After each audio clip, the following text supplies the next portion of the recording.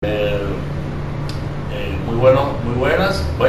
Mi nombre es Carlos Alberto Alcántara González, estudiante de la Universidad de Yacambú en la carrera de Derecho.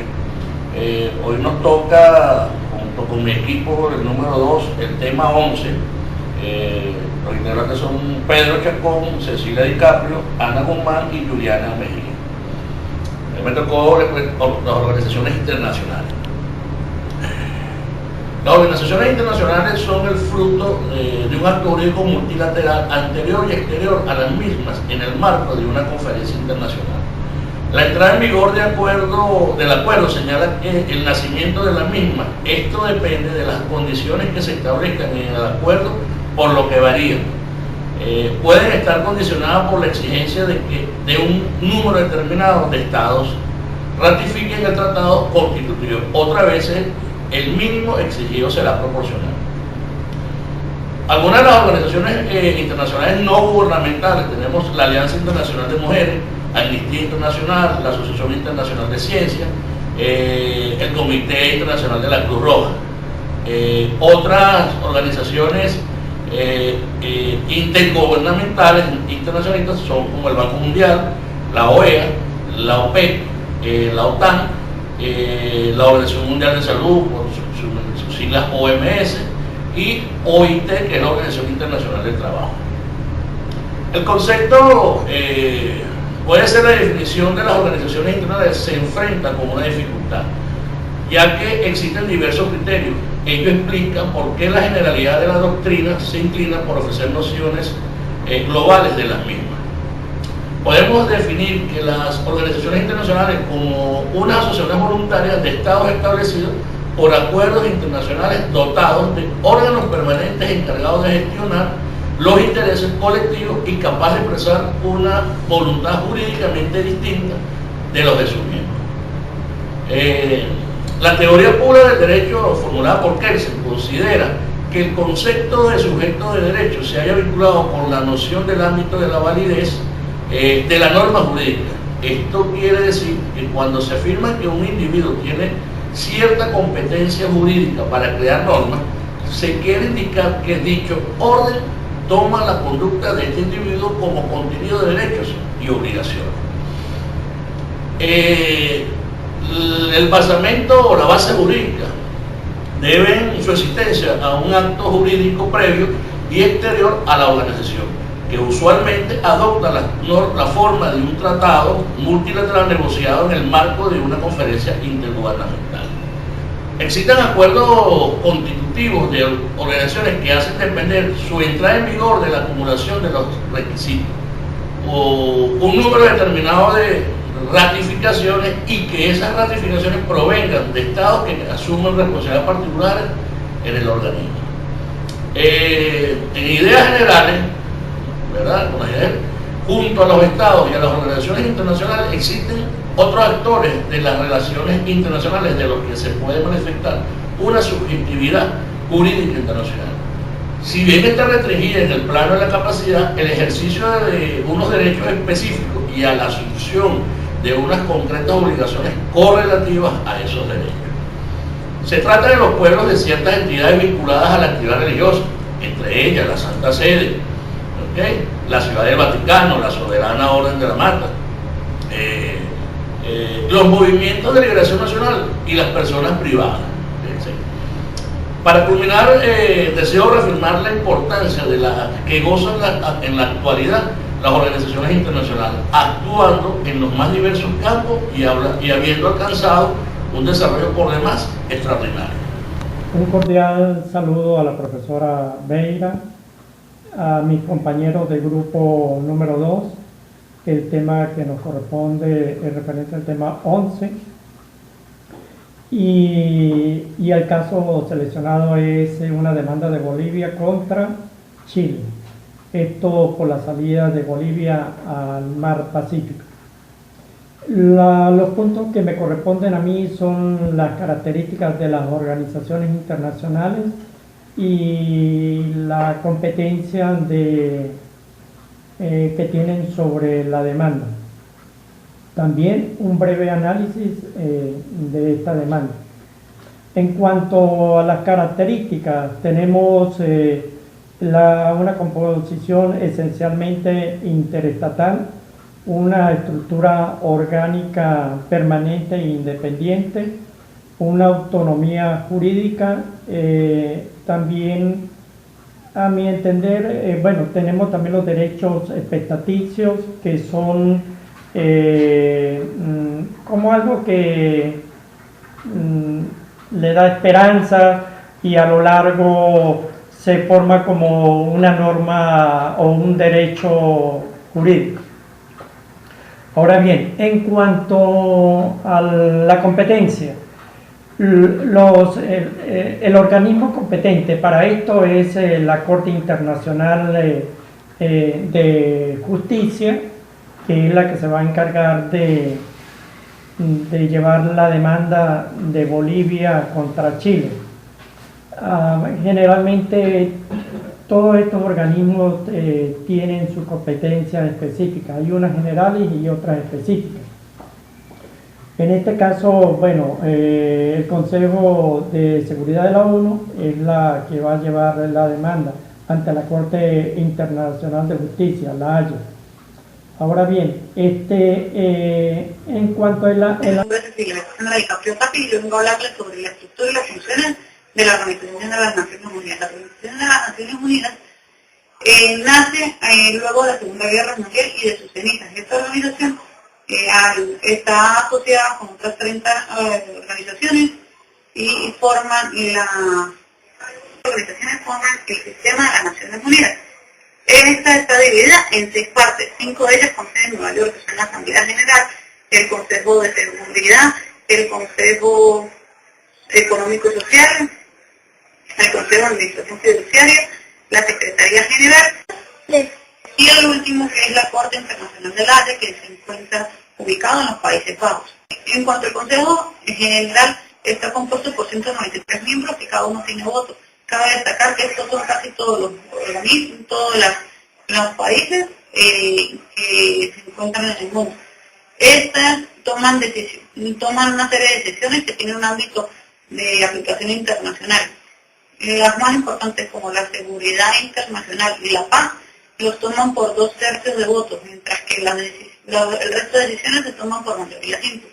En cuanto al Consejo de Seguridad, este se encarga tienen 5 votos de veto, Estados Unidos, Rusia, el Reino Unido, China, está compuesto de las siguientes maneras elegibles. Cada 2 años son rotativos y es representación regional. El Consejo Económico y Social está compuesto por 54 miembros, esto se encarga de organizar la función social y económica de las Naciones Unidas. En cuanto al Consejo de Administración Fiduciaria, 5 mismos miembros del Consejo de Seguridad.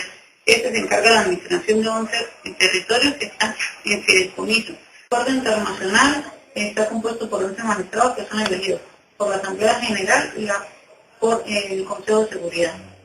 Las funciones cumple una función humanitaria, una función de asistencia de los eventos sociales que se organizan, y son estos los que se encargan de realizar una gestión de conciencia a través de, con respecto a temas políticos, sociales y humanitarios, entre otros. Igualmente se encarga de los temas de los derechos humanos, que es el motivo por el cual se creó. Igualmente presta asistencia con ayuda de recursos de otros organismos. Se encarga del mantenimiento de la paz. Está ejecutada a través de los famosos cascos azules de la Organización de las Naciones Unidas, quienes llegan a los lugares en conflicto, en los países que han estado en conflicto, posterior a que esto era, y el control de armas y de carne, finalizado con el fin de eliminar posibles actividades de retoma de lucha. Igualmente se encuentran los actos humanitarios, que estos son dirigidos por el secretario general de la ONU. Muchas gracias. Buenas noches, mi nombre es Ana Guzmán, soy integrante del grupo 2 y nos tocó hablar sobre el tema 11. En cuanto a la Organización de Estados Americanos, la OEA, esta es una organización internacional panamericanista de ámbito regional y continental que tiene como objetivo ser un foro político para la toma de decisiones. el diálogo multilateral y la integración de América o las Américas. Sus orígenes se remontan a la primera conferencia internacional de Estados americanos, durante la que se crea la Unión Internacional de Repúblicas Americanas el 14 de abril de 1890. La OEA tiene su sede en el Distrito de Columbia, Estados Unidos. También posee oficinas regionales en los distintos países miembros de la organización y está compuesta por 35 miembros. Dentro de sus funciones está estimular la conciencia de los derechos humanos en los pueblos de América.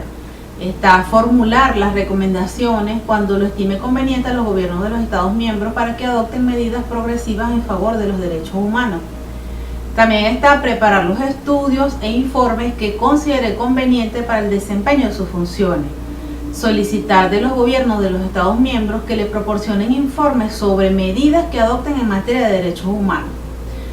En cuanto a las conclusiones de este tema, la controversia sobre la negociación marítima entre Bolivia y Chile es un diferendo planteado por el Estado Plurinacional de Bolivia a la República de Chile sobre la negociación del otorgamiento de una salida soberana al Océano Pacífico. Los argumentos de la postura boliviana indican que su posición es que Chile incumplió la obligación para negociar y que tomó decisiones unilaterales fijando medidas aduaneras. Por otro lado, Chile argumenta su posición en el Tratado de 1904, donde se fijó la frontera entre Chile y Bolivia, teniendo este último acceso al mar mediante el Tratado de 1904.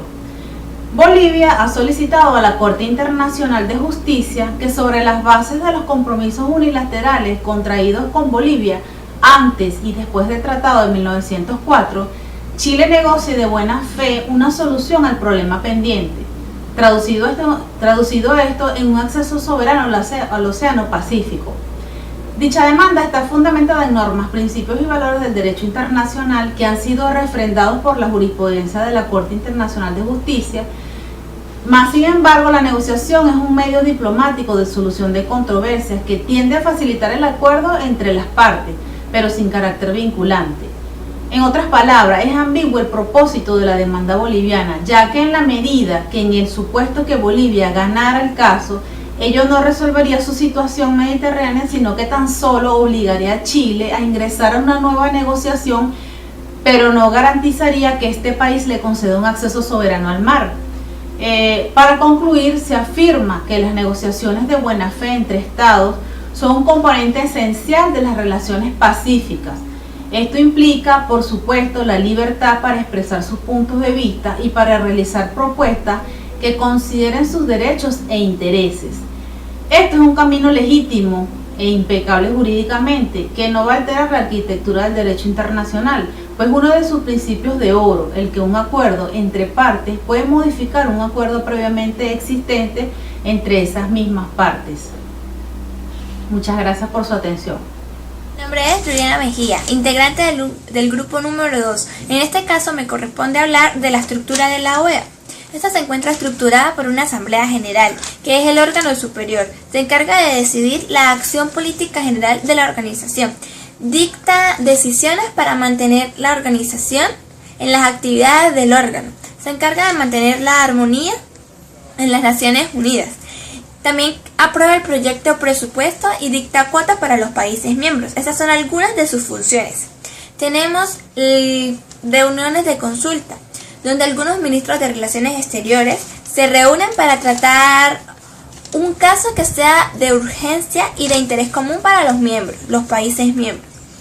Tenemos un consejo permanente. Este se encarga de estudiar cuestiones jurídicas, sociales y políticas que afecten en la región. No solo con esto, contamos con un Consejo Interamericano para el Desarrollo Integral. Esta es una organización que depende de la Asamblea General. Decide en materia de cooperación y solidaridad para el desarrollo integral. Tenemos un Comité Interamericano o un Comité Jurídico Interamericano. Este es un cuerpo consultivo de la OEA en materia jurídica internacional. Contamos también con unas comisiones interamericanas para los derechos humanos. Es una organización autónoma que se encarga de apoyar y promover los derechos humanos. Tiene 7 miembros que son escogidos por la Asamblea General. Me corresponde hablarles de la Carta Democrática. No hay que tomar en cuenta que en el 2001 se aprobó la Carta Democrática Interamericana, donde es la base para la protección y fortalecimiento de la democracia en América. Es el punto de partida para el apoyo a los derechos humanos y se surgen después de la Segunda Guerra Mundial. Y cabe destacar que aquí se difunde también o se promulga los derechos y deberes del hombre en 1948. Nuestros compañeros y yo escogimos el caso de la demanda de Bolivia contra Chile. Me corresponde explicarles algunas recomendaciones. Yo opino que la Corte de la Haya debería firmar un decreto a favor de Bolivia para que éste tenga libre tránsito marítimo. Y Chile y Bolivia deberían arreglar sus diferencias y dictar acuerdos económicos de diferente índole. Así le garantizan a Bolivia otro medio de transporte, el cual sería por vía marítima. La Corte de la Haya deberá mantenerse en constante observación a ver en qué acuerdo quedan estos dos países y que este tratado se cumpla a la ley. Esto fue todo y muchísimas gracias.